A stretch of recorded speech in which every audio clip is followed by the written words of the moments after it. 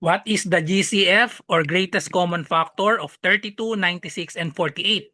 So kuhanin lang natin ang greatest common factor. All we have to do is get the prime factors of 32, 96, and 48. Okay? So gamitan lang natin ng factor 3 para makuha natin ang prime factors. So 32, breakdown natin ito, 32. So this is equal to 8 times 4. And then we can factor 8 as 4 times 2. And then 4 is 2 times 2. And then we can still factor 4. So that is 2 times 2. So therefore, 32 is equal to 2 to the fifth or 5 factors of 2. 2 times 2 times 2 times 2 times another 2. And then next, we have 48. 48, so let's factor 48. So 48 is equal to 8 times 6. And then factor 8. So 8 is 4 times 2. 6 is 3 times 2. And then 4 is 2 times 2. So we have 4 2's and then 1 3. Okay, so 48 is equal to 2 times 2 times 2.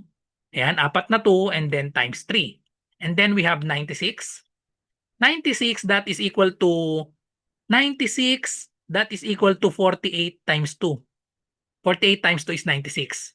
So therefore, the prime factors of 96, we have 5 2's, 1, 2, 3, 4, 5, and then 1, 3. Okay? So 1, 2, 3, 4, 5, and then 1, 3. So now, what is the greatest common factor? 32, 48, and 96 has 4 2's. So ito yung common nila. Lahat sila may apat na factors ng 2.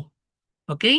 So lahat sila may apat na factors ng 2. So therefore, the GCF of 32, 48, and 96 is 2 times 2 times 2 times 2, and that is equal to 2 times 2, this is 4, and then 2 times 2, that is 4. Multiply this 4 times 4 is 16.